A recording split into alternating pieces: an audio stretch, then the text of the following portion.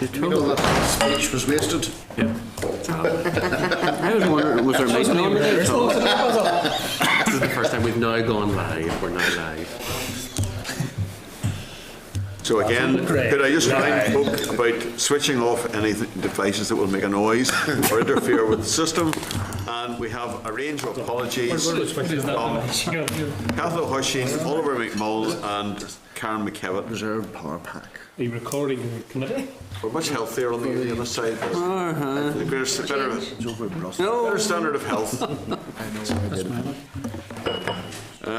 Any further apologies? No. Got a few things through today. Everybody covered. The draft minutes of the meeting on the 13th of November are at page 99. So if I could have members' agreement that the minutes are an accurate record of the meeting. Great. And then moving on to the committee inquiry into inclusion in the arts of working class communities. Our briefing today is from the Arts Council of Northern Ireland and referring members to the clerk's memo at page 104 and the Arts Council briefing paper at page 110. The response to in-year and further budget cuts is at page 153, and a copy of the Hansard of the previous Arts Council briefing back on the 20th of March is at page 157.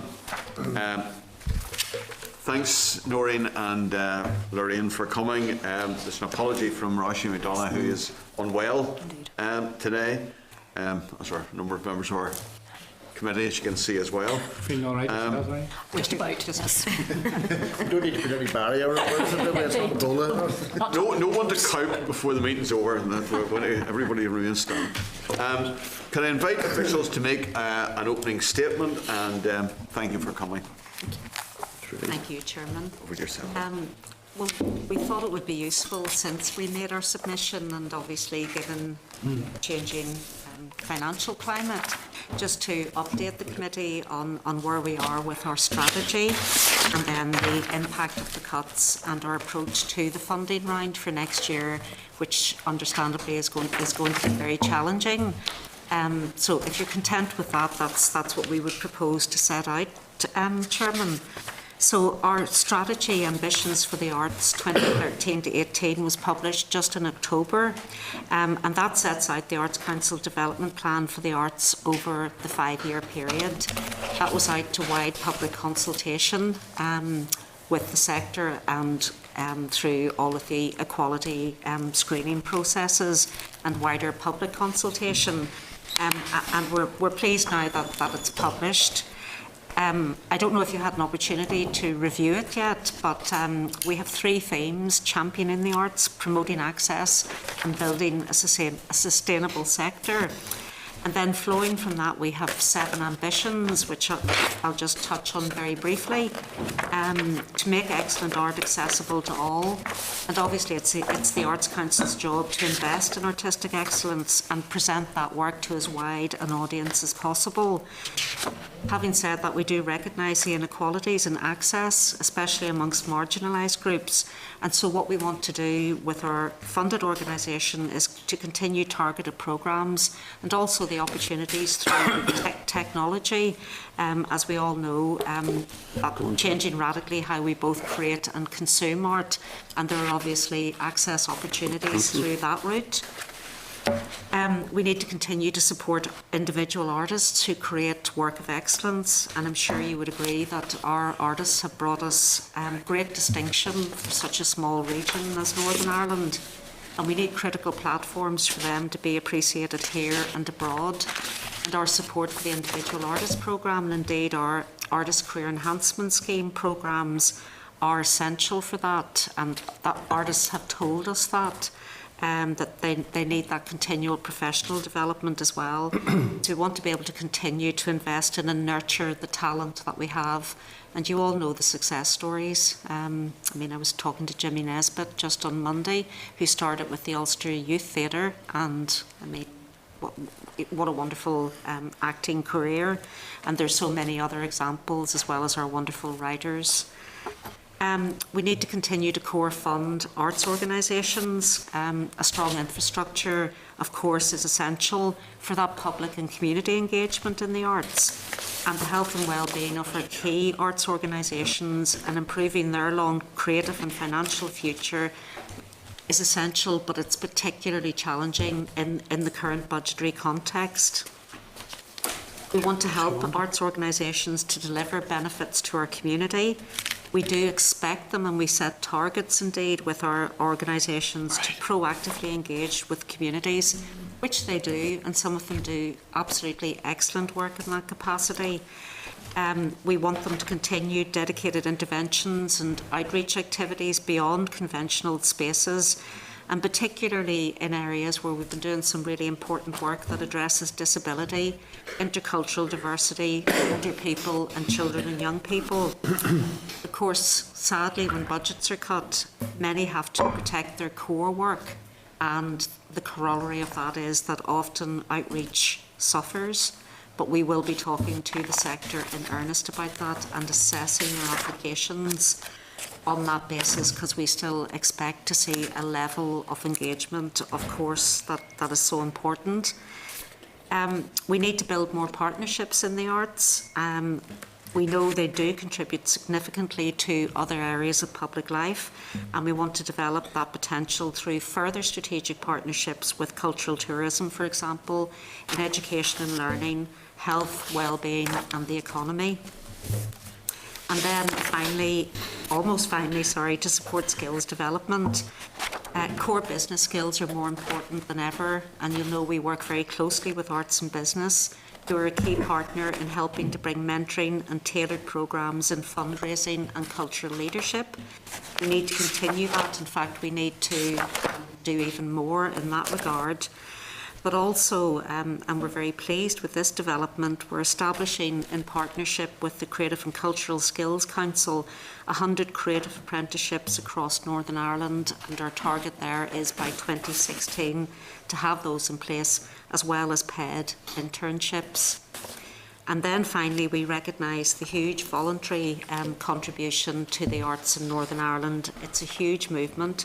We want to continue to support and develop that, and we're hoping to sponsor a volunteering award scheme that would celebrate excellence in the area of the arts.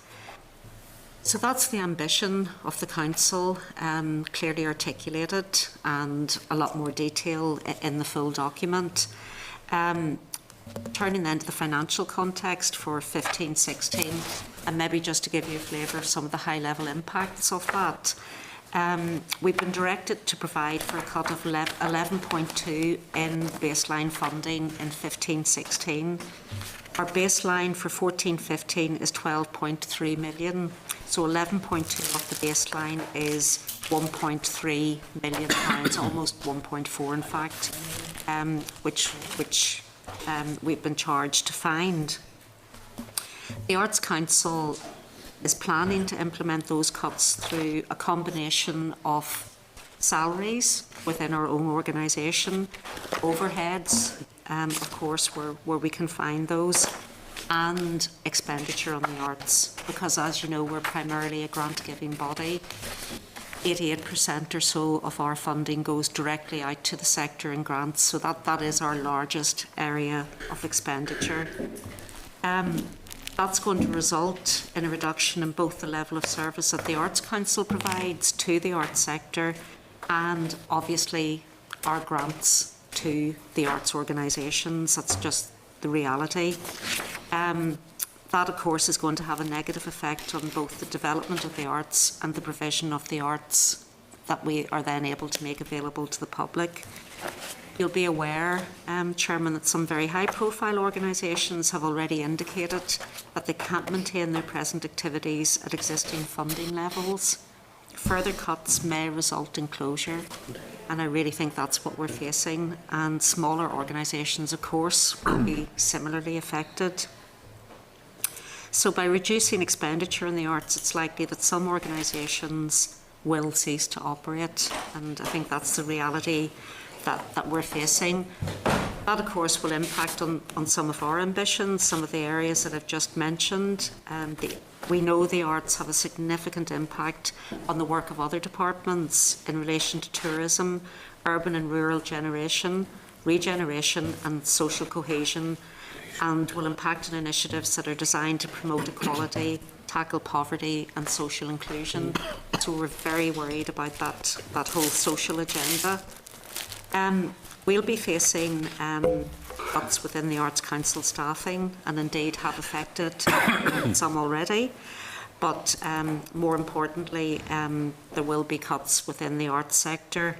For example, a survey of our clients undertaken by the Arts Council earlier this year indicated that cuts of 15%, which we're planning for worst case scenarios at that point, would result in a loss of employment in the sector of around 500 jobs.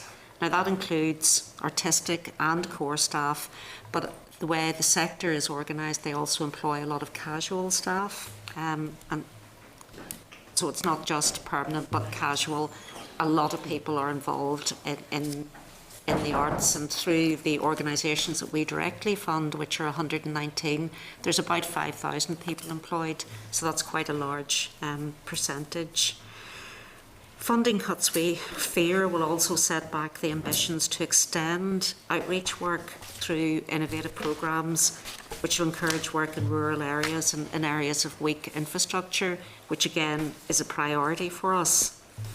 And that, as you'll appreciate, just exasperates the existing inequalities in accessing the arts. So that's also a huge concern. And the cuts will impact on promoting equality, tackling poverty and social inclusion. And the full impact of the funding cut proposed in relation to equality, good relations and sustainable development, we can't yet assess or give you an accurate picture of, because our funding programmes, as you know, are on a competitive basis, and we're just in the process of inviting those applications in, Chairman, and I'm going to hand over to Lorraine, who will take you through our approach to the difficult funding round that we're facing for 15-16. Okay. Thanks, Nora. Just to remind members, when we were faced with the in-year cuts in 14-15, we went to great pains to face-to-face discuss this with the sector and explain to them what this meant for them. And we're continuing now for 15-16 to do that as well. We had a meeting last week with 53, I think, of our clients, our funded clients, and this afternoon we'll be meeting another 50 of them to explain our approach to the 15-16 year and how we're going to do that.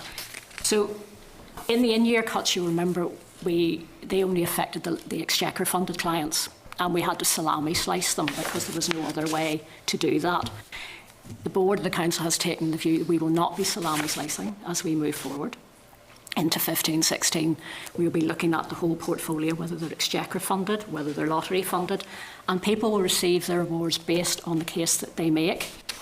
We're not asking them to reflect the cuts in their application to us, but rather to say to us what they need to actually deliver the programme that they want to deliver. So in previous years we would have said, make your application, show us what a 5% cut would make, a 10% cut. We're not doing that. What we want to do is come up with a portfolio of clients, a balanced portfolio as we're describing it, which will deliver the best outcomes and best meet the strategic objectives of the Arts Council.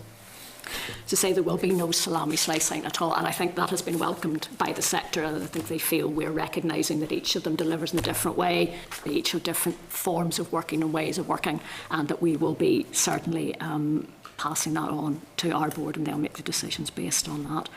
So the programme is currently open. It opened, I think, on the 27th of November, and it closes on the 4th of December.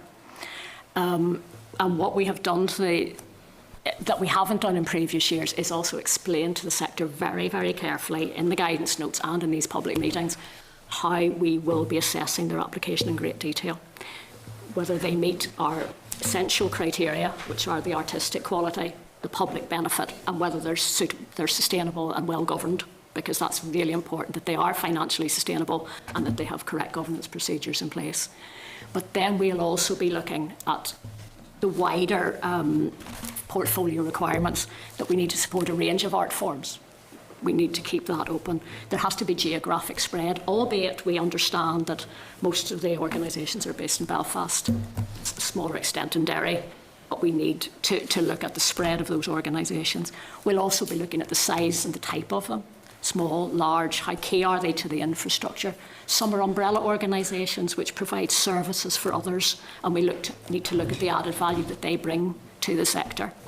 And we also need to look at the risk. Have they managed grants in the past? Are there issues about the other methods, are there other sources of funding, etc.? What is the risk of our investment in that? So we will take all of that into account, past performance, current ambition, and I think what we need to do, even in the cuts that we have, is to leave room for that growth ambition. Because we could keep on a level playing field forever, just keep everybody stand still. But all organisations have ambitions for growth, and we need to create that room within the current budgets that we have to let people expand and develop, but only where they meet the strategic objectives. And as we've said to them in the guidance notes for this programme, what we're looking for is that where there are these ambitions for growth, that it's not just the Arts Council that they're coming to fund that growth. We want to see leverage from other sources as well. So where they can show that they're actually actively seeking funding from other sources, they are more likely to get a positive response from us in terms of potentially increasing their grant. But it is clearly spelled out to them at these meetings. If some people get an increase, others will get less because there is a finite amount of money. Thank you for your presentation there. Some of that will relate very much to the discussion we're having next Tuesday in regard to budgets. But there is an overlap, I think, between issues around budget and also the focus of the inquiry there in terms of access to the arts for people, particularly in working class communities. Just wanted to pick up on two things, then I'm going to folk here with questions. Of the 1.3 million, how much do you think at this stage, just even a ballpark figure, could be saved in terms of organisational costs as opposed to costs or cuts in grant aid to the arts organisations? We're still obviously working on that at the moment. We're looking at what our salary bill is and all of the other. Just think of 5% or 25 or 50 or I've just no idea in terms of buildings or whatever. Well, in terms, we've looked at all of this as well, and I say, at the moment we're budgeting, what would 11.2% look if we had to do that internally? Okay. Could we match that? And we don't believe that's possible, just by the nature of it. I mean, we are in premises, and we have discussed whether we could move out of those premises, but we are in a lease that takes us to another point, so the savings would never be achieved in 15-16. Yep. So we are continuing to look at it, but I couldn't actually give you figures. Let me pick up on a couple of phrases there. Lorraine, you used a phrase of an arts organisation, the programme they want to deliver, struck me. And when Noreen was talking in terms of outreach, this is what the organisation does, and then the outreach, the extra bit. Does that show a mindset whereby people say we do what we want to do and we're expected to do outreach? Or are they asking themselves in terms of sustainability? If our offer was slightly different in some way from what it is now, would we get more people in? Would we have more income, earned income? Would our dependence on grant aid be less? And I think there's a question there, because just from personal experience, I've gone to arts events where there were 6 students looking at an art exhibition, and it hadn't really reached beyond the people who came around from the art college. I've gone to other things that clearly were drawing in an audience that probably would not have been necessarily regular theatre goers, because there was an event put on, a programme or a play or a performance that struck a chord with them in some way. Yes, I mean, it is a critical question, and especially given the ambitions that we've set out in our strategy, Chairman. We are working with organisations to set benchmarks for the level of community outreach engagement that they do. And again, in this year's scoring, we will deem it unacceptable if they're reducing their current levels, even though we're facing cuts. And in fact, we want them to at least maintain the baseline of that work and indeed develop it. But if we could just come in there, is it that they should be doing outreach? Or is it the thing that you're reaching out to bring the people to should be slightly different? Maybe there's an issue there where they need question, challenge Yeah. what is happening in the theatre centre or whatever. Yeah. Is there? I mean, the point I would make about that, if we take the Lyric Theatre, for example, they have a core programme of, in their theatre, they're a repertory theatre, they have a programme of very high quality work being presented throughout the year. They do have a wonderful education and outreach programme attached to that, but they are dependent on, well, they will make an amount of funding available from our core grant to them, but they're also dependent then on other trusts and foundations to help them develop that work, because there's a fixed cost with maintaining the theatre, with presenting the actual core programme, around which of course there should be an access programme. But what I'm getting at is, should the core programme be looked at to say, is it the right core programme? Would we have more people in and therefore more earned income if our core programme was slightly different in some way and we added a bit to it that maybe isn't there at the moment? Or I would think, I mean, most of our arts organisations would do that on a regular basis. They do see the value of the education, not just in terms of its social side, but also in earned income. So I think that's a regular part of the planning process of organisations. But just to follow up slightly on what you said at the beginning about the number of people who turned up with things, when you're faced with cuts of this type, often the first thing to go is the marketing and PR budgets. People see that as an add-on. So in a way, some work reduces because they can't get that information out to the sector that they want to. But our organisations are extremely good at targeting sectors of the population that they need to bring in. I mean, the recent surveys are showing that there's a large number of specifically targeted activity to children and young people or those in socio and economically deprived areas. And that is showing up in the surveys that we're doing with our clients. So they're very good at targeting specific areas. And I would just add, Chairman, there are some organisations, I mean, I gave the example of the Lyric there, but if you look at Partisan Productions, perhaps, or Spanner in the Works, they're doing work that is completely socially engaged. It's about social issues, it's about issues that affect communities and young people in their everyday life. Spanner in the Works has taken a key production that's had great critical acclaim about human trafficking. It's toured widely. It's a gruelling piece of work. It's going to the United States. They've been invited to present at a festival there. So some organisations, that is their core work, but not every I mean, the core work of an orchestra is orchestral music, but around that, they do wrap around programmes of making that accessible. They have a wonderful arrangement with Extrabus, which brings people from isolated rural communities who happen to be older people to their concerts. They do have all sorts of workshops for younger people. So they're doing that work, but their core product, so to speak, is the provision of orchestral music of the highest quality. And it's difficult to see how they could change that. But we have a lot of theatre companies in particular who are working in areas which are around difficult issue-based subject matter, which is relevant to, as I say, young people and specific communities within Northern Ireland, and interculturalism would come into that also. And that's just within one art form. There are, of course, other examples, but it's a little more difficult with, if you think of, again, the Grand Opera House, wonderful, presenting a showcase for a lot of West End theatre, which is more entertainment based, but that is still an offering that audiences want to participate in.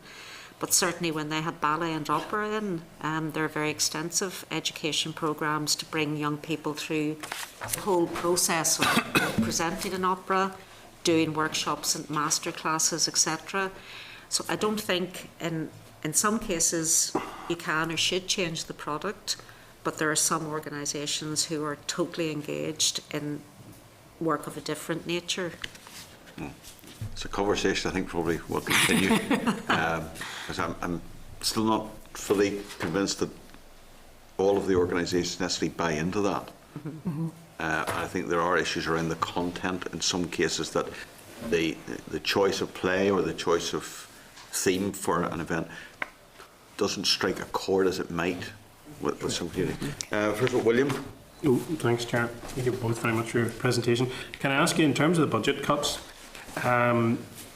do they provide the council with an opportunity in terms of greater joined upness with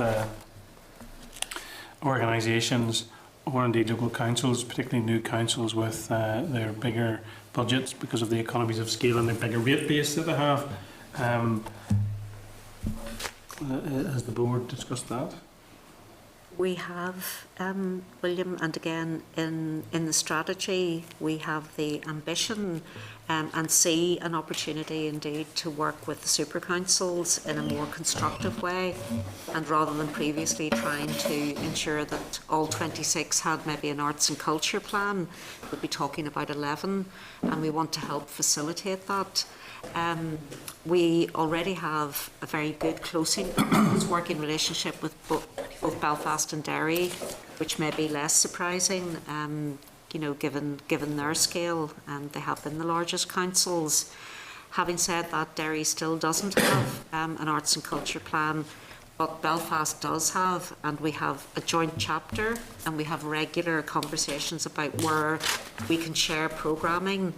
And indeed we have the Creative and Cultural Belfast Fund, which was a joint fund between us of 900,000 to support large scale and medium scale major civic events with an arts focus, and that's proved to be very successful. We're doing a similar scheme with Derry, so we do work in partnership. But I'm sure you'll appreciate in Northern Ireland there's been a bit of a, if I can call it, a historic anomaly. Funding from local authorities in England would be very different from the level of funding through our own local authority areas here. It's simply much less in terms of local authority funding for the arts here. We would love to work with them to get those budgets up and to invest more.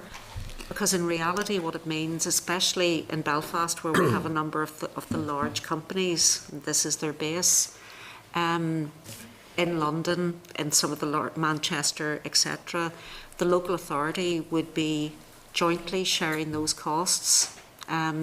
Whereas in Northern Ireland, because the arts budgets are so limited through the local authorities, the Arts Council is providing all of the public funding to those venues.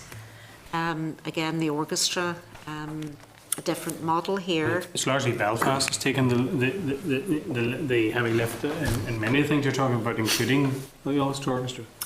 Indeed, but Get everything. the closest example, if we focus on the orchestra for a minute, would be Wales. As you know, it's a very different model. In the UK, there are the BBC orchestras. So in Scotland, the Arts Council, Creative Scotland, don't support the orchestra at all. Neither does Creative Scotland. In Wales, the Welsh Arts Council puts in 800,000, and the BBC, through the licence fee, puts in over 4 million, and the rest is made up from earned income.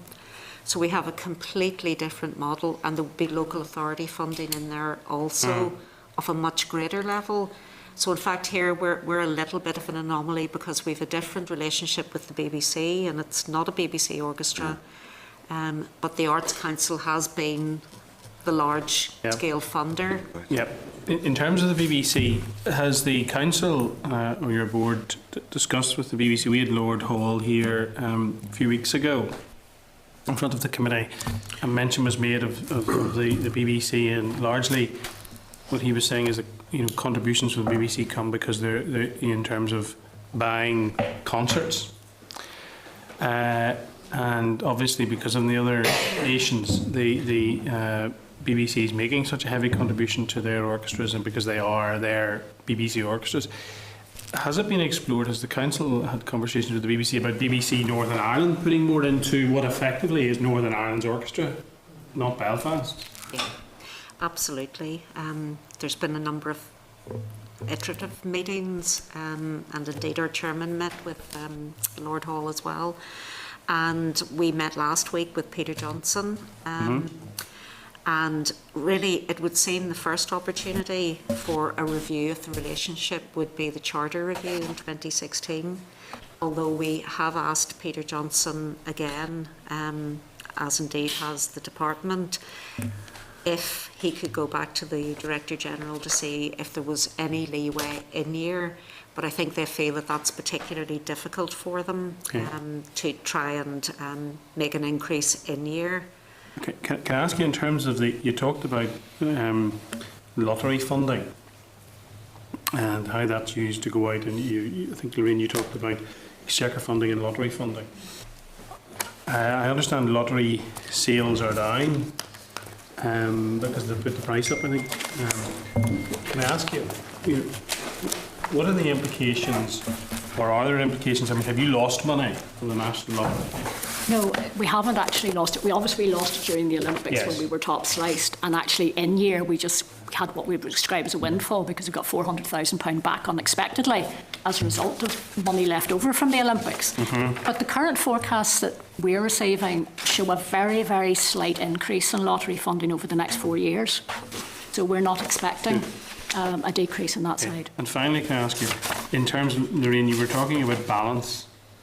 I think it's very, very important that the balance across the city, across Northern Ireland, and across the cultures is struck, so that the Arts Council for Northern Ireland can be seen by every section of the community as their Arts Council delivering their culture and their arts. I think we absolutely agree with you. What I was talking about in my initial remarks was the annual funding programme, which is to the larger organisations, the annually funded, and they do tend to be concentrated. If you look at our funding overall, through all our programmes, including all the lottery programmes, you will see the spread of activity throughout Northern Ireland. We're very, very conscious of the need, and every year we do an analysis of where our funding has gone by what were the 26 local authorities, and we then concentrate the following year on going out to those areas where I haven't had any money or we haven't had applications. I'm not just talking about geography, though, I'm talking about culture. No, absolutely. In terms of the complete spread of art forms as well, we're very conscious. We look at all of those relationships and where our funding is going. So, and within this balanced portfolio, as I described it, we're very, very clear that we need to look at all art forms and cultures. Okay, thanks, Chair. Would it be possible to get up-to-date figures of the spend per head of the population of the current 26 councils? Yes. Yes, It's quite a few years since I've seen that, but I remember at that time there was a disparity of around 25 to 1. There were councils like Belfast were putting in about £10 per head, and I remember there was somewhere or other that was about 43. 37p, a certain 37p, council. whatever. Yeah. Yes. So it'd be useful as councils are moving forward that that's out there in the thinking. Yes. Okay. It won't have changed very dramatically, Chairman. Might be up to Yes, we'll 38 by get- now. Gordon? Thanks, Chair, and thanks very much for your presentation. As someone new to the committee, I'm still on the learning curve. Just a couple of issues. During the inquiry that the committee has had into broadening out the appeal of the arts to all classes, could you give us some feedback on a couple of the main issues? One is the transport to arts facilities, the difficulty people getting access to, and many feeling that the arts are not for me. I know you've touched on those issues a bit already, and brief answers I think would be appreciated, so don't get too alarmed. Okay. Well, in terms of the question, I'll Lorraine maybe pick up on transport, because with a couple of schemes there. But the arts not being for me, we do run surveys. And we've just finished actually this year's general population survey of which there's a component arts and culture in Northern Ireland. And what that told us, and if you just give me a second, I'll find you, basically, factors preventing adults from engaging in the arts between 2004 and 14 surveys show that time constraints represent an increasingly prominent barrier. Difficulty in finding time is significantly increased from 27% to 41% in 2014. So that seems to be a main barrier. Now, we're very aware that, of course, there are all sorts of other barriers in terms of ticket prices, in terms of maybe intellectual access, which is why, again, the education and outreach and participatory programmes are so important. And we work with Arts and Business on a scheme called Test Drive the Arts, where their target was to have 20,000 people going to see an arts performance for the first time. And that is basically a free ticket scheme to incentivise people to do feedback and evaluation with them, and then to ask, would they go again? So it's an incentive scheme. I mentioned the orchestra's transport scheme. Yeah. And no, obviously, I was just about saying, Noreen's already referenced that, but an organisation the size of the orchestra can actually do that to get people in. But within our own programme, we do allow for transport costs for disadvantaged groups, those that might fall within the Section 75 categories, for instance. Organisations can actually include the costs of bringing people in to their workshops, their participatory programmes, etc. Unfortunately, we can't control TransLink and with proper services and around the countryside late at night. But our organisations are looking at inventive ways of bringing individuals in, certainly. And bringing the arts to the people. Yeah, indeed. Yeah. Physically. The other point, and William has mentioned, the Ulster Orchestra is something I think we're all very concerned about. And the Hollywood Music Festival's on this week, and it was at the launch of it, and it was heavily lobbied about the Ulster Orchestra. And I think they've gone out of their way now to promote their culture anywhere and everywhere, in schools, shopping centres, community centres, and so on and so forth. But what more can yourselves do to support the Ulster Orchestra? And obviously you can lobby us today, and we lobby the departments and so on. But I think it's critical that we are working together to try and see a future for the Ulster Orchestra. Indeed, and of course we could share that. You probably know that over the past 3 years, our funding has reduced from 2.2 million down to 1.8.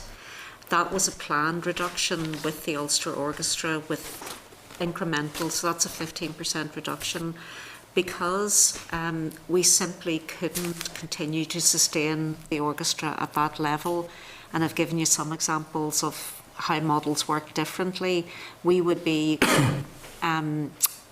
by far the only arts council on these islands supporting any orchestra to that level, and they are absolutely worth it, but we had to do the planned reduction enabled to allow us to have some other growth within music, which was suffering, because when you take the orchestra out of the portfolio, the rest of our spend on music is actually very small.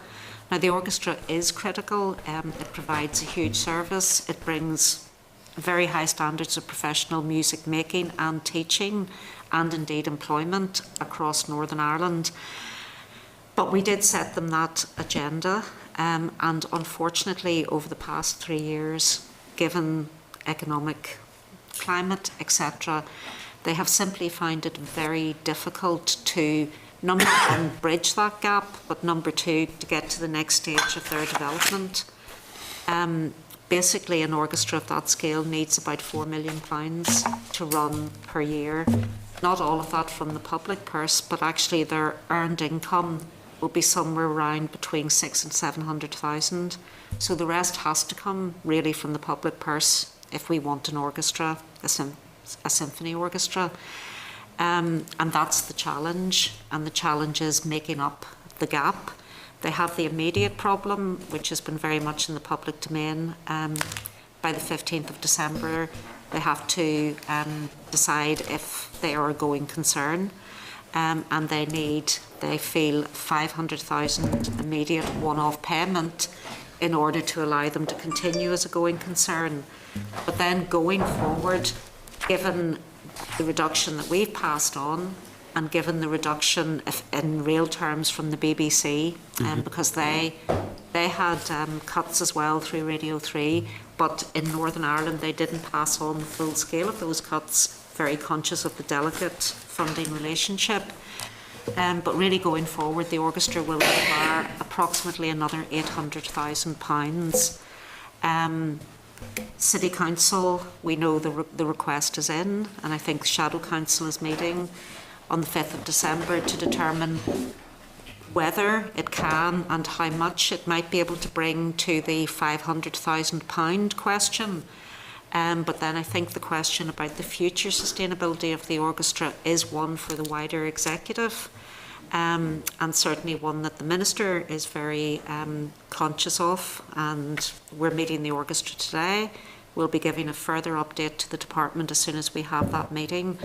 But those are the sort of figures that we're looking at, and if this committee, which you obviously do, share the vision for sustaining this model of excellence and for Northern Ireland having a symphonic orchestra, we would ask that you would be part of that consideration about the ongoing need and the gap in funding to sustain the orchestra.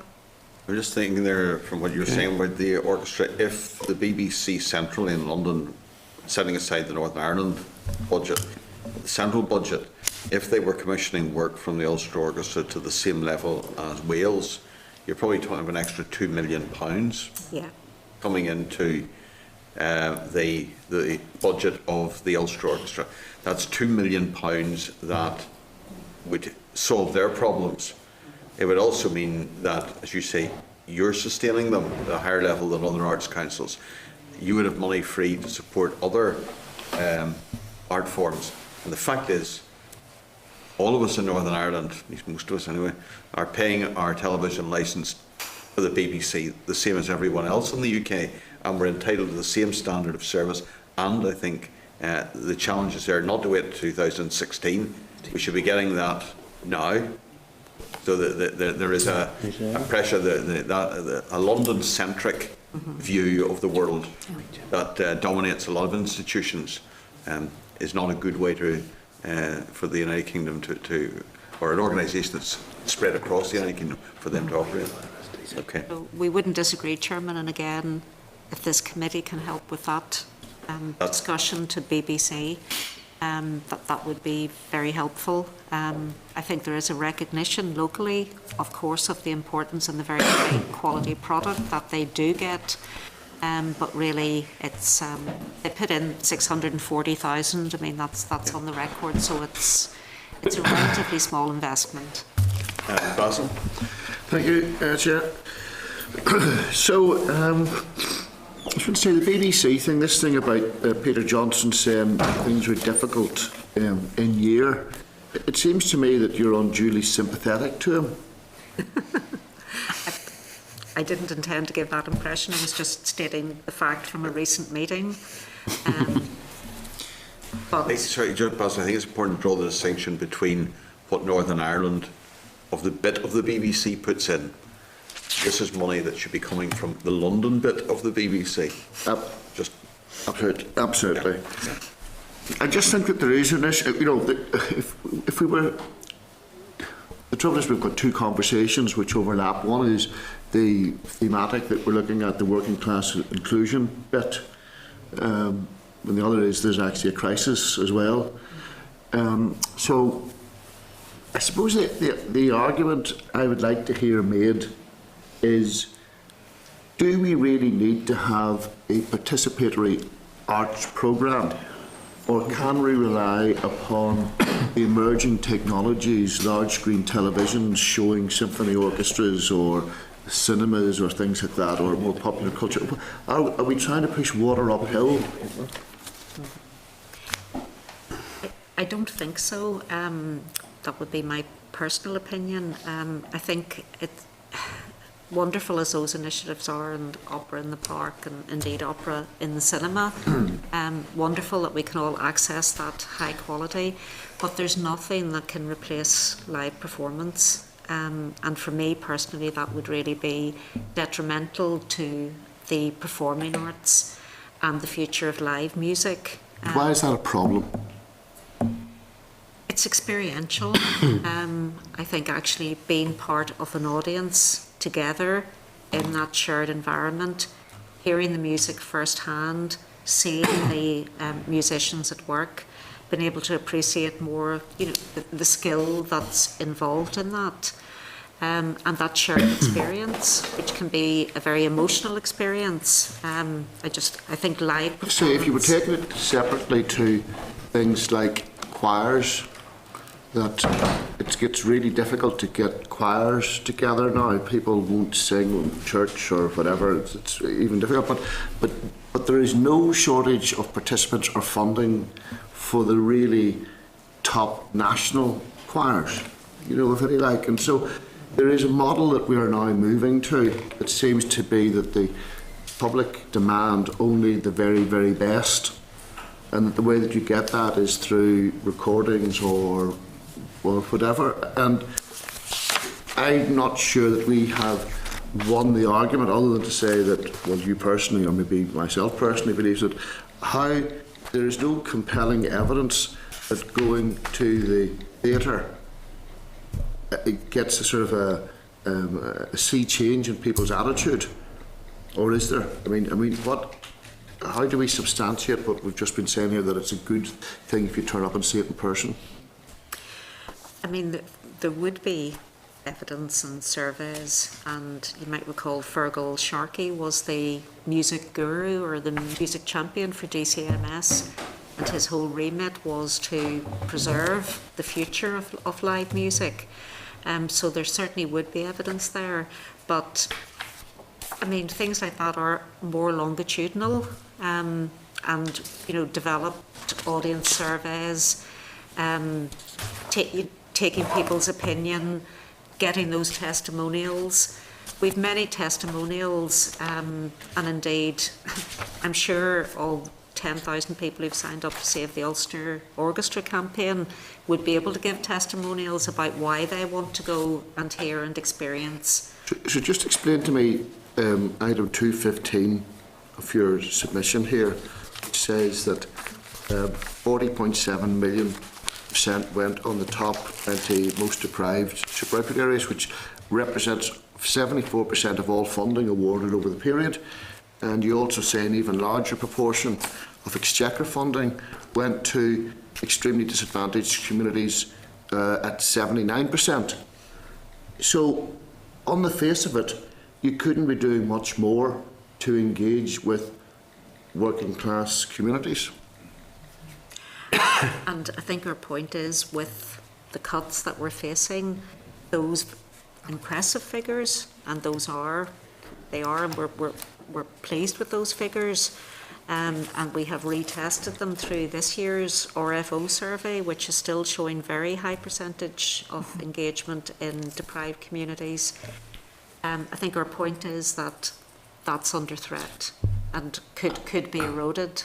I suspect that that's a statistical thing. It's just saying that many cultural areas or arenas will be downtown and therefore are pretty close to super outward areas that are not terribly good.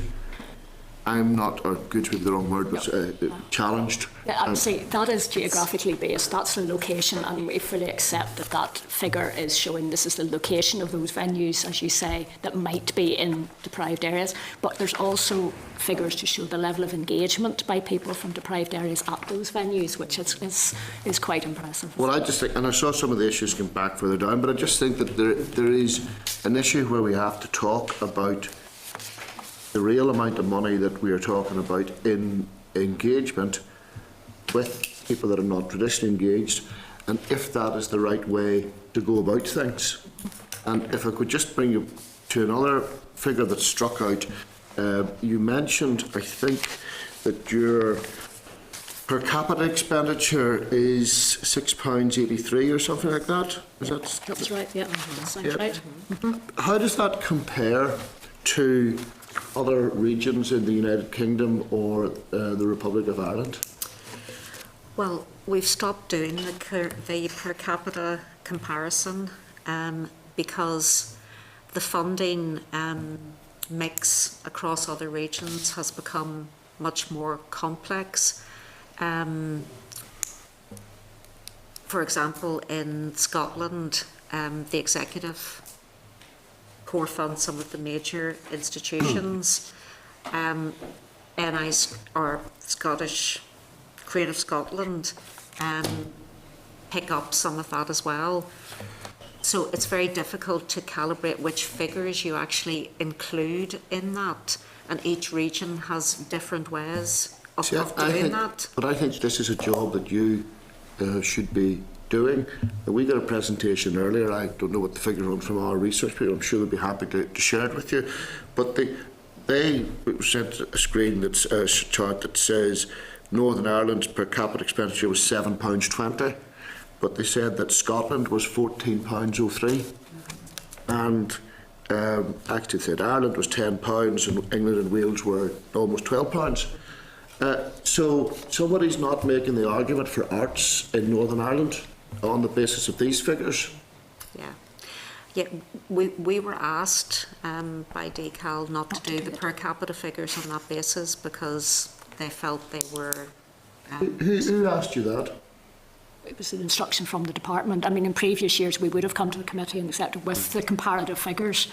There was a slight, I think, disjoint between how the department thought we calculated the figures and how we calculated them, and the department asked us or instructed us not to do the comparative figures anymore, that they would do them. So They would do I mean, that is bizarre. I presume that we can deal with this at the end of the session, Chair.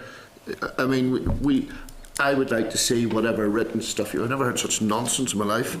And in any case, you shouldn't have agreed. Well, the figures were then disputed, and we were instructed that they were not robust enough to be used. It's good to see a bit of a arm's length body. being twisted. So we need to have a look, because I do think that this is where the two things overlap. Even to the extent that, when you're looking at this, because we will ask you, or the committee will ask you, your statement that said that you were already making a bigger contribution to the Ulster Orchestra than anybody else is done against a backdrop of you getting roughly 50% of the funding of anybody else. Yes. yes. Now, Okay. I think all right. we're getting too far away. There is a connection between resources and I made the point myself earlier, and the subject of the inquiry, but we've got a good bit of information there about the Ulster Orchestra. It will feed into our discussion on Tuesday about the budget and the ongoing work with the Ulster Orchestra. But I'll call a halt there. Just if we could have Leslie Cree next, please. Just a quick one, ladies. Obviously, money's what the whole thing's about all the time anyway here, but in your report to us, you refer to the UK City of Culture legacy. Yes. For Londonderry, the £900,000. Does that come out of the budget that's been allocated to you from the department? No, and our 450 of that is from our lottery resources. Some was from the So lottery. 450 is from Derry City Council's own resources, and 450 of it we have put our lottery resources into that. All right, so you're not taking any, because there's a budget heading for that, a separate budget heading for that? Yes, no, that the department's legacy budget and ours are not the same thing, no. Just wanted to make sure there was no double funding there. No. Accounting twice. Thank you. Dominic? Thank you, Chair. You said in your presentation, and thanks very much for it, and I apologise for not being in at the start, that the criteria were artistic merit, geographic spread, areas of growth and development, match funding and risk. What about the departmental priorities of promoting equality, tackling poverty, promoting inclusion? Do they come into the mix when we speak about the criteria?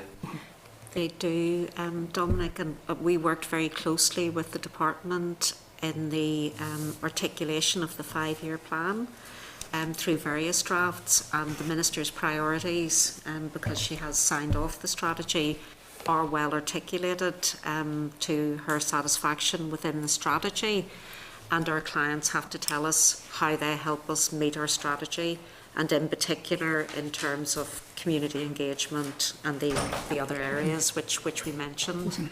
So we feel that they have to demonstrate to us how they will best help us meet our strategy, which has been approved and includes the Minister's priorities, if that makes sense. Yeah, they're still in the mix.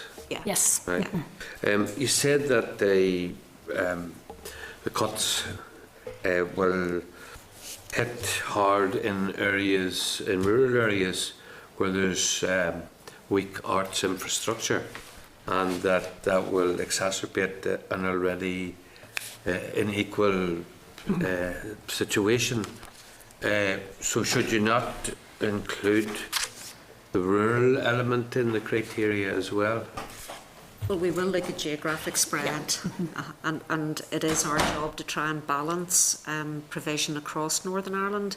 But as Lorraine said, our annual funding programme tends to be for the bigger anchor organisations, if we can call them that: Orchestra, Lyric, the MAC, the Millennium Forum, Cookstown, across, where there is central provision. It does tend to fall in Belfast and Derry. Not exclusively, but those are the large sort of centres where the main arts organisations certainly have their headquarters and venues. Now, a lot of those organisations bring work to more rural areas, of course, and that's, again, where we can engage more, hopefully with the local authorities, in terms of them buying touring product. I mean, the Ulster Orchestra will go and perform anywhere, but a lot of the more rural venues can't afford it. NI Opera's touring regularly. Our theatre companies and dance companies are bringing very good work to all of those, to the network of art centres across Northern Ireland. But that is an ongoing challenge. Understandably, there isn't the same level of infrastructure in the more rural areas, but touring is essential, and we recently launched our Northern Ireland touring scheme, whereby music organisations are touring much more widely. We also have our cross-border touring scheme with our colleagues in the south. So we have a reciprocal arrangement. If an organisation, say from Dublin, comes to perform in Belfast, we will pick up the cost of that tour, and vice versa. So our companies are touring across the border also. But touring within Northern Ireland is very important, and some of our organisations are doing that very well. The challenge is the local authority, more rural areas, been able to develop an audience for more contemporary work, and also then the cost of bringing that level of provision in. And it's not cheap to bring the orchestra, for example. Okay, just one final question. You said there that the lottery funding, you had got a windfall post-Olympics, but you expected there to be sort of flattening out of the lottery money over the next 3 to 5 years. I know there's a private sector organisation, business and the arts, but to what extent has the arts sector in Northern Ireland fully exploited the potential of sort of private patronage? I think the sector have done really well, just in talking, looking at this. In just a recent survey that was done, in terms of earned income, which is what they get through box office and merchandising, etc., the clients that we support through the annual funding programme have raised almost £20 million of that. But then they also go out and they look at sponsorship and donations and trusts and foundations, and they've raised almost 2.5 million. That sector is very, very difficult, as you will understand. The private sector is not in a position to fund as it used to. But arts and business works extremely well in the amount of money it leverages in terms of promoting those relationships between the organisations and the private sector.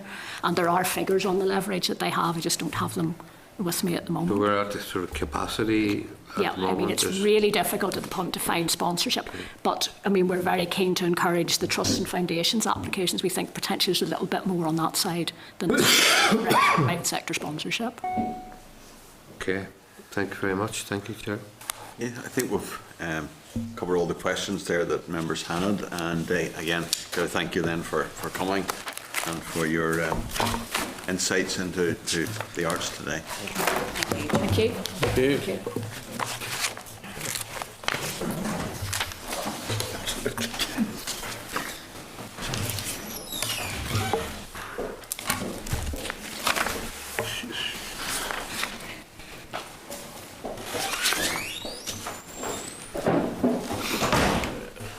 Now, just following on from that, are there any particular actions members wish to take in light of what was said there? Maybe an issue there following up with the BBC rather than waiting until 2016. And again, we can talk to Peter Johnson, but this is a, whatever it is, Radio 3 issue, not Northern Ireland specific issue. But if Wales is getting £4 million of commissioning and grant aid in various, well, it really is commissioning from the BBC centrally, I think the population of Northern Ireland, we would be about half the population of Wales. So you're talking there of £2 million. Now that would certainly resolve the burden or the difficulties for the Ulster Orchestra, and in addition to that, would enable them to bring in more, recruit maybe some additional top musicians to improve their feel. They could develop in that regard, or if it was something that was less grant aid required from the Arts Council, would be in a better position. So I think a fairly robust letter to the BBC. Agreed. That's an issue that was allowed to lie for many, many years about the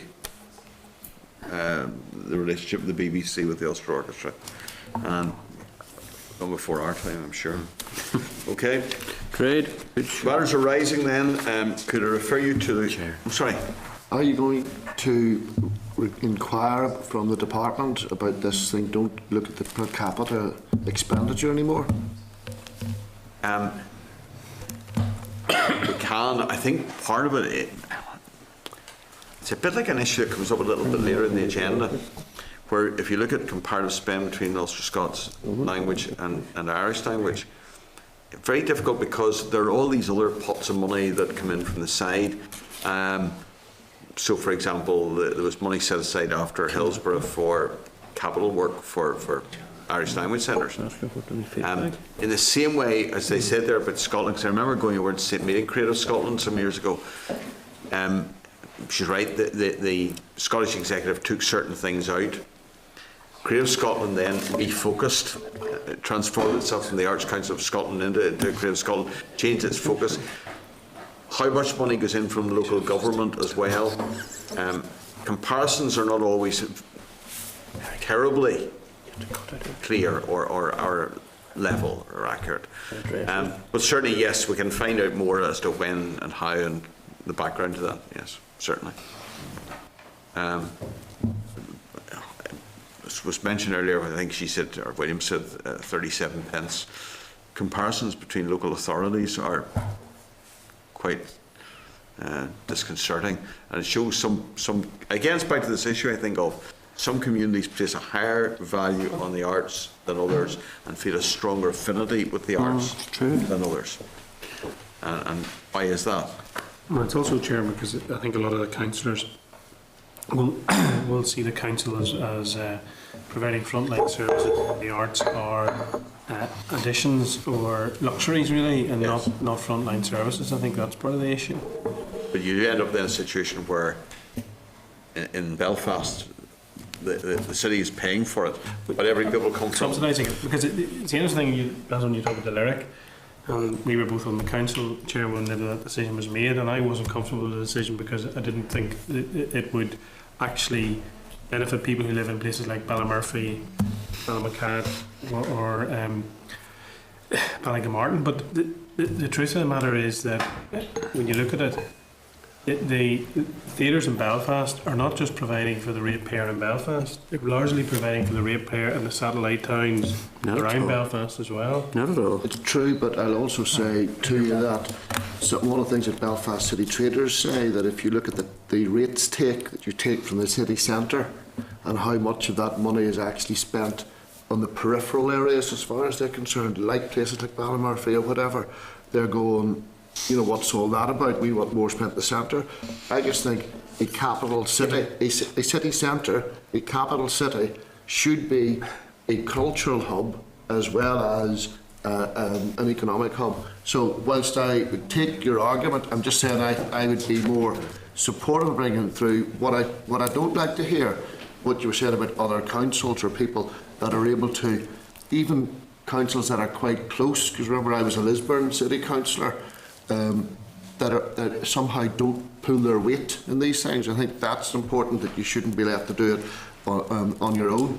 And that's only the point I'm making about the comparison on an interregional basis.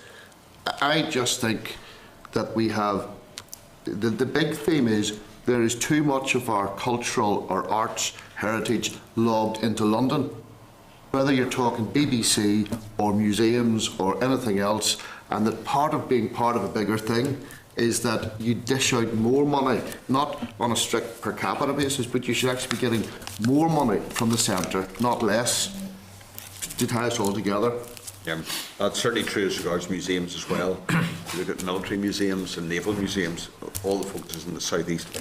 Yeah. So that's the point I think that we should be We taking. can find out more on We can that. find out more, take on that. Chair, one other thing, just the Ulster Orchestra, the time is running out. The Minister, I understood, she had a meeting with them. Could we get some feedback on that? We have letters in, and it was just interesting. Chair Noreen McKinney had indicated they're meeting the Ulster Orchestra today. I understand it's been the Arts Council that has primarily taken the lead, obviously as the body that funds the orchestra from a DCAP perspective. They have taken the lead in terms of working directly with Trevor Green, who was brought in to rework this model. The whole thrust moving forward seems to be based on a new operating model, which will take into account numbers of members of the orchestra, but key issues, terms and conditions. From what I understand, other orchestras globally have moved very much in new directions in terms of terms and conditions for the musicians. I don't think necessarily detrimentally at all. Just the contracts are now much more open and flexible, and that seems to be a key thing that the orchestra is working towards. But we do have letters outstanding there. With the Minister? With the Minister, with the orchestra as well. I think it's just one of those situations where so much still needs to be done, and a lot of it is being driven by the Arts Council. I think the concern probably from members was we had said 2 weeks ago about a weekly update. We are down now to being weeks away from the edge of Christmas. So could we even get something for Tuesday? Absolutely. Because in fairness, if the committee is to play its role, and I think there's an expectation there and a responsibility as well on us to be lobbying for the Ulster Orchestra, and we are all, I think, around the table minded to be supportive of it. Yes. If that's the case, we can only do that if we have that. So the Minister and the Department and Arts Council and the Ulster Orchestra themselves, it would be helpful if they could keep us informed so that we're doing the right thing. We're not going off in an unguided way, in an uninformed way, and maybe do something that might be detrimental by saying the wrong thing at the wrong time. But we need to be able to be saying, yes, we are playing our part, and we are, but we can only do it if they keep us informed. We will chase that one. Just well, even though finding out from the orchestra, from Trevor for Yeah, that would be probably the best way to go. Okay, thanks, Chair. Okay, thanks very much. Right. We're on now to table, I'm sorry, let's see, motorising, table correspondence, details the outstanding correspondence the tracker does, and the committee office is currently pursuing those responses. We did move on, had to move on. Sorry, no, I had to didn't notice you left an orange there in your place. It means you would be back. I know, I had a commitment there, sorry. To refer members then to the response from the IFA at page 172. I'm sure our footballing experts here on my right will be very Outside right. yes. As long as it's not left back in the changing room then. Well, David, have you something to say on this, or Brilliant. Well, sure, it certainly clarifies the some of the terminology that we were seeking clarity on at the previous meeting. I'm not sure if any other members want the detail on that, but okay? Can I raise the issue, Chair, on page 173 around the kick-off times? Yes. Because someone who tries to get to these games, and obviously you can't get if you're kicking off at 4 o'clock, make the point again, people are working, our kids are at school, they just can't get to these matches. Now, it says here in the response that there were under 21 games, like the recent one against Serbia, is basically on occasions visiting teams like early kick-offs to be able to get to the travel arrangements. The focus of the Irish Football Association should not be facilitating visiting teams to get to the airport to get away. It should be maximising the number of points that they get from qualifying so that the under-21 team can produce players to feed into the national side, and success helps that feeding. And I am disappointed to see that in a country like ours, it looks to me that almost smacks of not taking it seriously. We facilitate them getting to the airport early. Now, the knock-on effect of that is, analyse performances and plan for the future, which is the next line, to enable early kick-offs and tournament matches, enable our people to have coaches to have the opportunity to analyse performance for future games. Well, surely performance is affected. Last week, when a number of players were being interviewed, they talked about the Northern Ireland supporters being a 12th player. And that's particularly the case at Windsor Park when Northern Ireland are at home. And that's why we've had great results beating teams that we shouldn't come anywhere near beating. Well, the under-21s can't have a 12th player because we can't get the crowds to be there at a 4 o'clock or a 2 o'clock kickoff. So, we should look at what is good for our game. And we should look at maximising the number of people who can go to these I have been under 21 games whenever we have secured great results and good performances, when there have been, a couple of thousand people there. And I also point out again to the point I made about the Milk Cup people are in. When the Northern Ireland under 19 team are playing in the Milk Cup finals, they have thankfully in the last number of years, there have been 3,000-4,000 people in Ballymena's ground supporting them. And I think out of the last 5 years, David, they've won it 4 times. Now, and beat some very, very considerable sides in international football.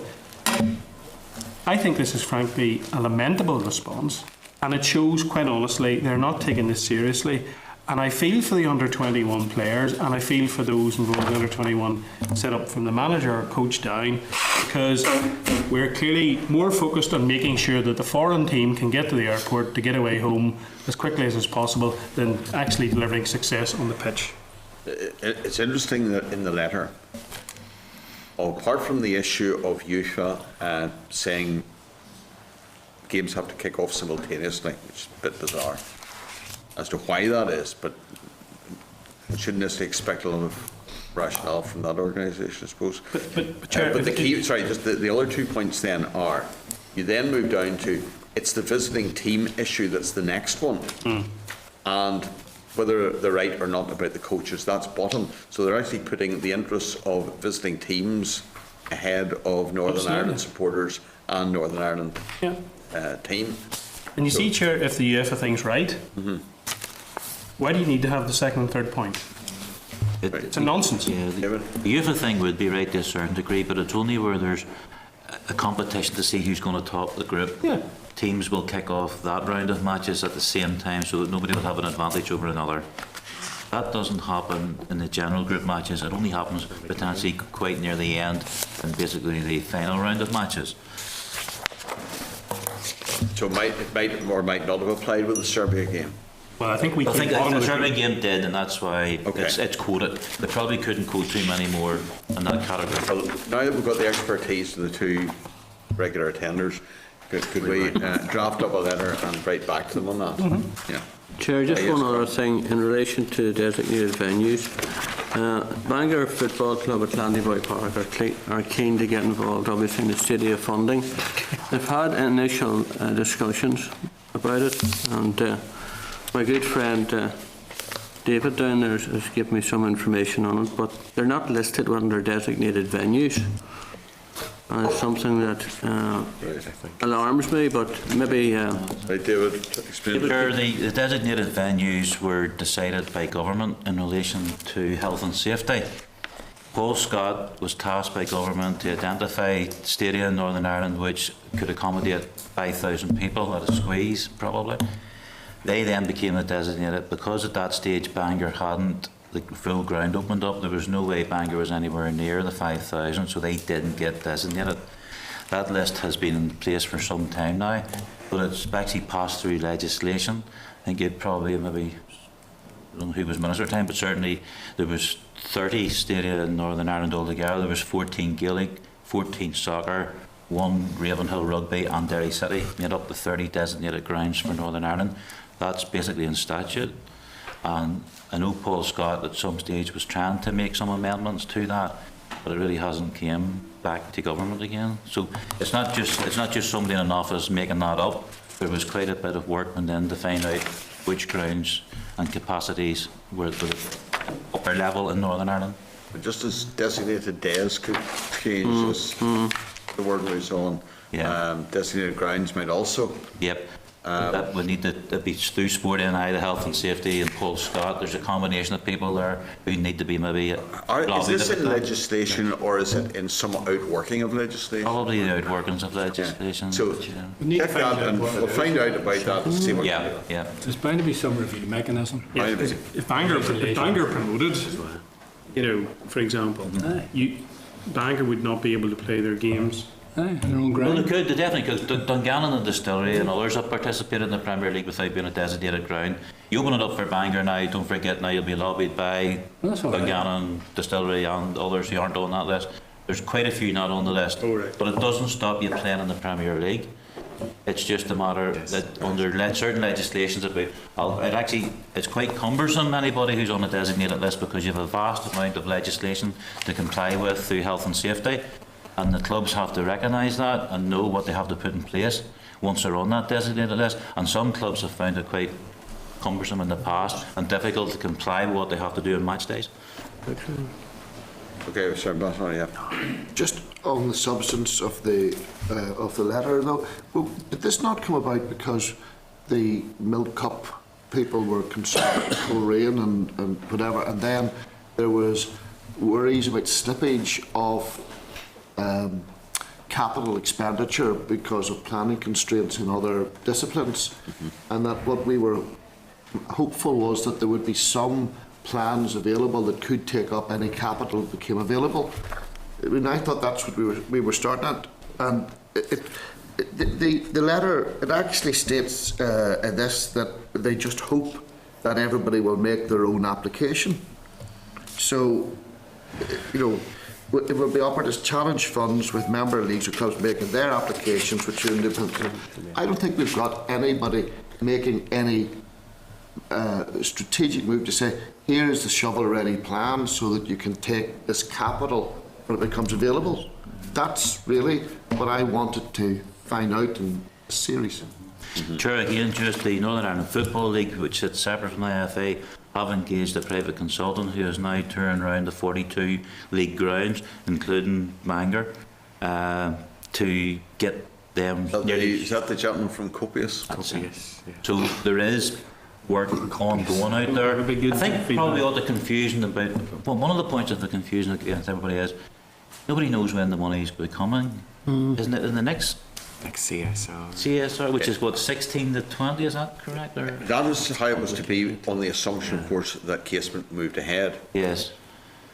The point is that you should always have something in your back pocket ready to put on the table if something else doesn't move ahead. Yeah. And it seems that whether it be department, IFA, between the two, whatever, all this sub-regional work was simply left out and becoming the next CSR. There was no preparatory thought or no sense of, you know, Windsor might have fallen apart, there might have been some planning issue there might have been some difficulty elsewhere. There should have been something done there, that you had something to put in rather than simply hand the money back. Yeah. And I met with that gentleman on Monday morning of this week.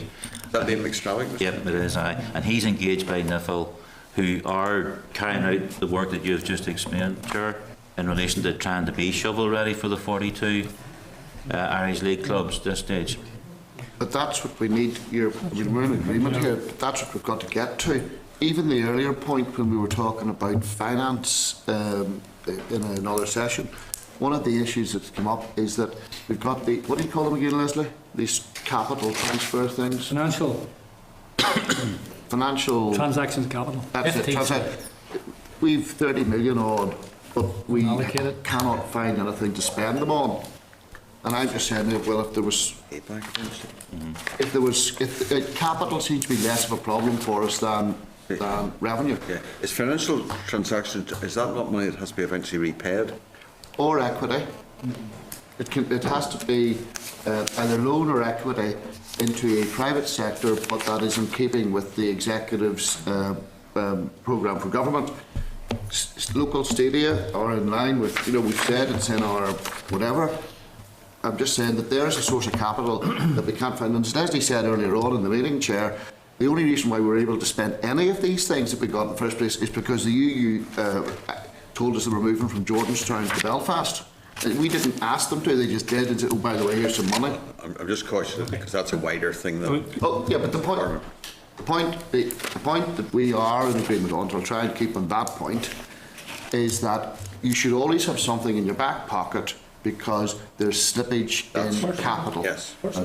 There isn't, to my mind, something there, and I think there will be capital opportunities where there won't be revenue opportunities. One individual football ground might only require 1.5 million to get it up to standard. And that's not, even if Casement went ahead, you could well find that there was a 1.5 million, because in the scheme of things, that's... But some of the schemes, Chair, are actually moving towards planning permission, either slightly before Christmas or shortly after Christmas. That's how shovel ready some of them will be. But then this was to be done in a strategic way, and unless you know everybody's needs, how do you do it in a strategic way? Well, NIFL have engaged Liam McStravick to do that for them under their banner. It's other leagues and other clubs haven't, you see? I suspect the point will still be valid even after that's completed, to be quite honest. Yeah. In terms of is this not another example as well where if there was potential money that could come from Europe, what are we doing to try, knowing that all of these grounds need to be upgraded? Mr. Dunn is now trying to have Bangor introduced, and I would support that, but It's a rash statement. Kurt people more on the point and calling them all out and all. But other clubs where there's Carrick are allowed to be funded, aren't they? The point I was going to make was, if there was money coming from Europe, potentially, it would offset the difficulties there. Because there will be major issues with a lot of these grounds about health and safety, toilet facilities, seating facilities, that and disabled facilities as well. It's useful to get some clarity. I'm still not clear around who's going to make the decision as to My assumption is that the business cases for all of these, all of them require business cases, will be presented to the department. There's no guarantee of that, Chair. There's no such a thing as a shovel-ready project. No, I know, but at least if They've all these different steps, and the reality is, to save costs, they don't take them that far. yeah, oh, well, yes, You yes. know that from Yeah, another life. yes. But, yeah, okay. Chair, can I ask where the NIFL information is actually going? They're compiling all these cases and where's that information going to go ultimately? Well, that's creating their case for the lobby for the 42 clubs in the Irish League. But the football money is for the whole wider family of football. I think that goes back to the chair's point. That's only one section of football's preparing itself for the potential of this money coming down the line. But you could, there's not, the amount of money that's there, you're not going to get 42 grounds. Some of those 42 clubs have no ambition or intention to go anywhere. It'll come down quite quickly, and there'll be others who will not proceed with plans and various things. So, Is this like a scoping exercise with the NIFL? yeah, basically this is who and where the money can be spent. And I have to say, since Bangor's on the table today, Bangor are very well placed and have good plans drawn up. Thanks, And David. would be quite That's not bad for Hollywood, man. would be quite near the top of the list if anything came. So, yeah. Fair enough. That's good, Ian. I don't know. But are we any clearer as No, I think ultimately, Chair, if we look at the correspondence that's already there, I think there's a bit of a sort of disjoin between the department saying there's a time scale and they're expecting these plans to be coming, and the IFA saying all the designations here and whatever. There doesn't seem to be a proactive attempt to get the two together and actually bring forward a plan. It's hard to see any kind of proactivity there. Yeah, but don't forget, you have NIFL, you have the Fermanagh and Western Leagues, you have the Mid-Ulster Leagues, and all. It's vast. we'll have there in the letter from the Minister on the 3rd of November. As you're aware, those needs are now, the programme is under development. That's basically what you're saying. How those needs can be accommodated, that's under development. Based on that, 2 years to develop the programme and then 2 years to deliver. So with her view on the thing is that there will be not a penny spent this side of, well, no, not 4 years. It will all be spent, she says, within 4 years. Which is reasonable enough in one sense, but doesn't deal with the issue of things falling off the table in the meantime. And we still don't know the outcome of the case. No, not yet. Really? Not yet, Chair. It's how you press the point and make it clear you should have been moving ahead more quickly. Maybe not to the shovel-ready stage, but well down the road where you at least have planning permission for what you're going to do. Because that's the thing that really holds it up. Maybe it's a thing that we should put in a more general way to officials when they're here on Tuesday. What do they do to address that issue of projects not actually being through in time for capital works? Do you have things that are there? Now, it has to be a football thing, because this is for sport. That's what this money's for. It can't be a case where we'll move it up, we'll build a theatre or an art gallery or something. It's for football, it's for nothing else. But there should have been preparation. Are we happy enough we raise that on Tuesday with them? Chair, we do still have a letter into the department asking for detailed timelines as to the 2 years plus 2 years, 2 years development and then 2 years construction. So that might shed some more light on things. And as you say, there'll be officials in on Tuesday. We can press Well, them. yes, all I say is I'm happy to wait if there's more information to come, but I still think the central tenet is there ought to be something in your back pocket, and who's going to deliver it? Well, we'll emphasise the letter that it's gone and clarify or hammer home the point. Yes. Emphasise the point about having something ready to put in. Okay. Designated venues, Chair, are we leaving that or?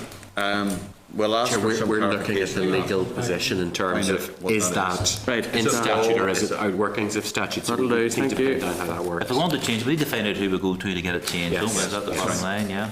Next one then is page 176, sorry, that's the one we had. Next one there is the table letter from Lord Hall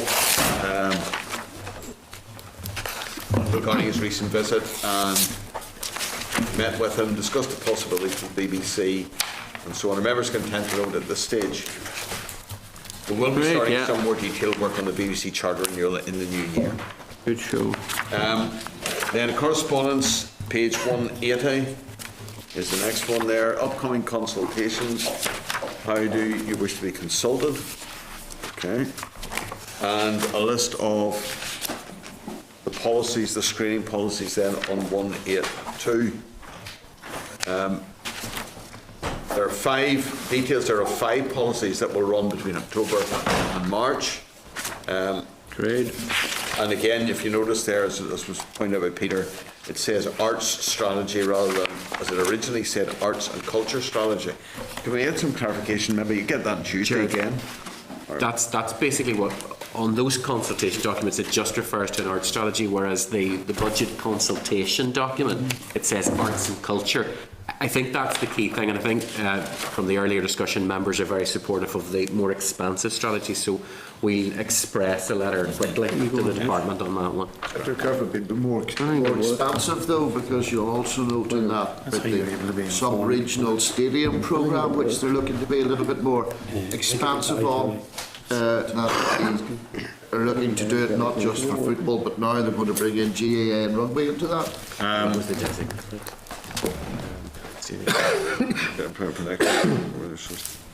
Yeah, I think that they'll run into some difficulty there in that it was absolutely clear cross-party agreement that this was around a balanced spread of money. But it does say it there. I don't know. I'm drawing it to your attention. Could we actually chase that up and an amount of £36 million, consideration has been given to widening the programme. Is that widening the 36 million out, or is that about looking to get some additional money to do a similar piece of work for... Widening 2, it says. I know, but people word things sometimes quite loosely. But I think it's structurally well put together. It's widening the brief there. It's dividing your 36 million up. I think we need to get that... Entering GAA into it, is it not? Well, we need to clarify that. Because that wasn't one of the... No, it wasn't. No. And it'll take the full 36 million to actually do what's required in terms of... Anyway. We'll go here next week. See clarification Yes. as well. Sure. You can actually raise that on Tuesday. Yeah. We can again, officials a bit on Tuesday. Yep. Okay. Outcast on page forecast outturn page 186, which you have, and then tabled correspondence from the Assembly results tape regarding the NI Screen annual report and accounts for 2014. There are no observations from the Controller and Auditor General, and a copy of the report is at the top table this morning, and it will be held in the committee office for members' reference. Next, referring members to the table correspondence from the Department regarding the recent breach of security of the LIFA website. Minister states that the personal details of participants were accessible for a time on the website. The site has temporarily been suspended, however, IT experts are investigating. Do you want to raise this an issue in the LIFA letter that's going to the Minister, which we're going to deal with now? Yeah, wouldn't worry too much about it. Which brings us then to the page 190, and there's a draft letter there from the committee to the department regarding LIFA. Does that cover all of the questions that members have regarding it? Great. Okay. Just have I didn't see this, sorry, quick read through it. Okay. It's trying to get some clarity around the thing as much as anything. And Chair, then, as you've indicated, does the member want to add something about the website security breach? Yeah. I think you should. Yeah. Okay, we'll add that then to that, since we got an agreement on that point. Can we ask if what the total spend to date on the website has been? Okay. Fine. More information the better there. this initiative a bit clarity. Chair. It's just about getting clarity around things like that. Chair, the other question that had occurred was seeking to know, is the LEAF initiative still a 2015 cut-off, i.e. when current financial year ends, I think March 2015, to clarify whether there's an ongoing an intention to take the programme into the next financial year, because obviously that'll have an impact then on people with the budget. So if members are content, we'll also ask that question. And there was no, there were It's concerns. largely based around the website. Sorry? It's largely based around the website. The website initiative, so at the moment it's gone. Well, it's actually good of Mr. Bradley's here, because I think, should we not be asking the question, I mean, where was the expertise within the department where the department took the lead on this in the first place? Rather than it being done through Forest. I don't know why. Why was it? We were told last week that there was not the, in terms of Forest and Gaeilge, there was, the department took the view, there was not, I think this was what was said in last week, there was not the resource or expertise. I can't remember, but we were told that Forest and Gaeilge could not take this forward, so civil servants had to take it forward. Now, look, what is the point in the government here and in the Republic funding an organisation, and then the allegation comes from DCAL officials that it is not in a position to take forward an Irish language project, when it's an Irish language project that now sits in the department, where I presume there is even less expertise. Because when I was on the board of the Ulster Scots Agency, the people who came in front of the joint language body spoke Irish, were fluent Irish speakers. They not only conversed, their written communications were in Irish. They are the organisation that was set up to promote the Irish language. And yet there was a decision, which I presume is a political decision, taken within the department that they weren't fit to take this forward, and civil servants would take it forward. Chair, what's actually interesting is just to substantiate what Mr. Humphrey had said. When we've asked the department before, they've indicated that they I think the phrase was Forest wasn't in a position. However, the paperwork we have on the website breach and so on reflects on where the website came from, and it was heavily worked on by Forest, were the driving force in initiating the website. Now there's a complex further story of who is responsible for the website and security and so on, but the initial development heavily involved Forest. So there's perhaps a disjoin there between how this fits together and how it works. I'm grateful to Mr. for the clerk for clarifying the wording that was used. Not in a position, was that the term? Yeah. So they're not in a position to take this forward, so it is retained within the department. Now, that suggests to me that that there's something fishy going on there, because if they're not in a position to take it forward, but yet in the outworking of it, they are actually involved, it suggests to me that there's political steerage here. Chair, we have a letter outstanding to Forest. In fact, I think it's still within time scale to Forest, asking them to indicate to the committee why they weren't in a position to deliver the LEAF initiative. Right, Chair. Yes. Chair, if you go back over the minutes of evidence of the committee, you'll see that I asked departmental officials about this, why the website of Forest na Gaeilge, which was the main signposting website for the Irish language on the island, could not be used to facilitate this project. And I was told that Forest na Gaeilge had told the department that they couldn't handle it. So then the next thing we learned was that the department here commissioned Forest na Gaeilge to develop a website. They couldn't handle, putting up the various events, but they could handle commissioning a website. And as soon as that was developed, and it says it in yesterday's second statement from the Minister, that was handed back to the department here. And it was only when the department here got it that there started to be problems with it, as far as I can see. But in any case, I also asked Forest na Gaeilge why they couldn't facilitate this initiative on their website. And the answer they gave me was, and I have to say I felt a little bit suspect about it, that they couldn't guarantee that anyone who registered a course or a class on the website had been police checked. Now, they couldn't guarantee it, but apparently Decal can, because they put the information up on their website. Sorry, what was that in that statement? Where was that information in? That was at the committee here from Okay. Ferdia McAnally, the Right, okay. Chief Executive of Forest na Gaeilge. When was he So, here? as Mr Humphreys said, I had to come to the conclusion that there was Lisburn Library, that was last. there was underground water flowing. Right.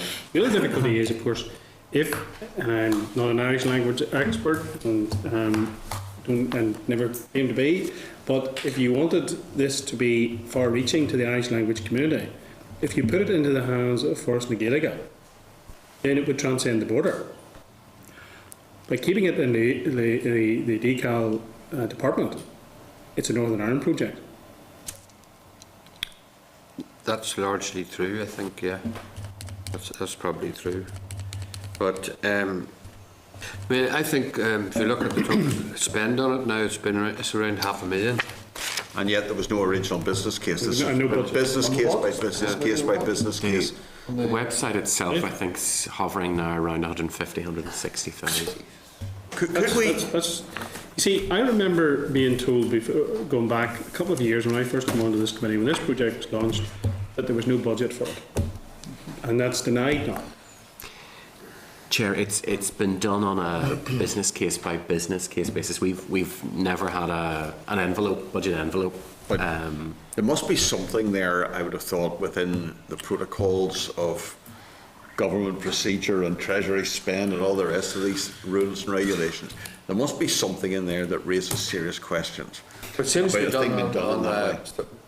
and not on event Yes. basis. Make it up as you go along. It was a birthday event or something Yes. that was funded, and it They was business case. grand or something for that.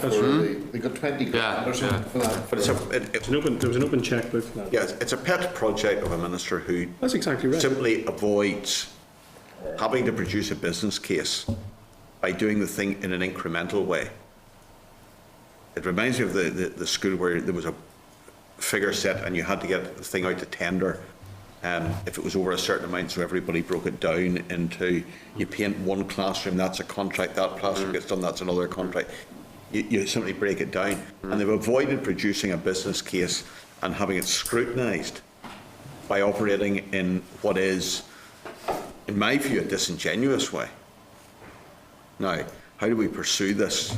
It's not the fact of the project, it's the way it's been handled. I think we need to have, I mean, it was in the summer of last year.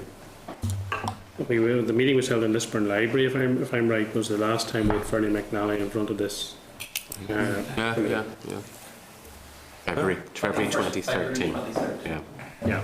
It was part of the child protection Yeah, investigation. that's 18 months ago. So I think Forest na Gaeilge should be brought back here and we should be asking these questions. And Find out what their role was in this. But another issue is, there's an open-ended, I have to say this as somebody who's an Ulster Scots enthusiast, there's an extra £500,000 going into the Irish language, and this is going to sound as if it's anti-Irish language, but it's over and above the money that's going to the Ulster Scots community. And I did ask the Minister, I think in March, for an equivalent. And it hasn't been. I mean, my argument would be that this money hasn't gone into the Irish language community. It's gone into technology companies and promotional companies and PR companies. There's no Irish language community on the ground which has benefited financially from this project. There's £500,000 which, I would say could have done a lot of good for various community initiatives involved in the Irish language, which has gone to the wind, as far as I'm concerned. And, I did say at the beginning to Forest na Gaeilge, why have we set up this agency, Promote Irish, throughout the island, when this project, which is an operational project and is therefore comes under the ken of Forest na Gaeilge, is not given to them and is taken up by the policy body, which is the department. Actually, if Forest na Gaeilge were sensible about this completely undermines Forest na Gaeilge. This whole project completely undermines, going from the basic question being asked, can they take it forward, and they say they can't. My understanding is that the previous Minister for State to give talk did not take up the offer to extend LIFA into the south. For budgetary reasons, or I'm not. Some other reason? I wouldn't think it was for budgetary reasons. Right. Oh, well, because it's Sinn Féin. can you enlighten us a bit on that? Or? Well, I mean, it wouldn't be for me to make a comment on it in the committee here. Okay. You know. Okay, we can inquire further about this. Yes. Okay, that's fair enough. Chairman, we'll bring Forrest Yeah. in. Bring Forrest in. Yeah. Get I that. think, Chair, if you don't mind me suggesting that we have an official from DCAL As well. in the same session. Yes. Yes. That makes sense. Yes. Thank you. Might be worth having Hansard. We would have, certainly, yeah. Okay. The next item there was the spending on the two minority languages, page 192. If I could just suggest we leave that sitting at the moment. There's information from the Chief Executive of the Ulster Scots Agency that indicated he hasn't yet received a response from the department in regard to figures that were to be provided. He got an assurance from the former interim permanent secretary Peter May that it was imminent, but it hasn't arrived, and that's the other element in the picture. So if we can hold that until then, and simply agree to seek by writing to the Minister an update on where that position, or where position they're in regarding that information. Moving on quickly as possible, do this last few in a couple of minutes. Christmas card from the is normally sent to the arm's length bodies and organisations who invited us to visit their premises. So it's a Or that have briefed us. or that have briefed us, and we reckon there's about 50. We think about 50. If members are agreeable to sending, Is that covered in the budget, all right? well, we'll do a whip round. Sometimes you do that electronically. You can, the electronic card is... Most people put those into a separate. Yeah. Listen, I've lost the will. Whatever. That's okay. Just regarding Christmas, or Yeah, Christmas as well. That includes the whole Christmas too. Forward. So, Chair, can we send them a text message? Right. Forward work. If you're agreeable, then we send 50 odd cards out as suggested. Forward work programmes, page 196. And Peter, if you'll just take us through that. Very fast, just share the budget briefing next Tuesday from officials, 12:45 in the Senate chamber. Finger buffet just beforehand. Remember, it's the Senate, so it'll be outside. That's the opportunity we have to go through the budget paper that members had tabled today. We will resend all that with the outline questions that have been suggested via the Finance Committee, and also the briefing that we had earlier on as well, plus issues that have been flagged up today that members want to pursue.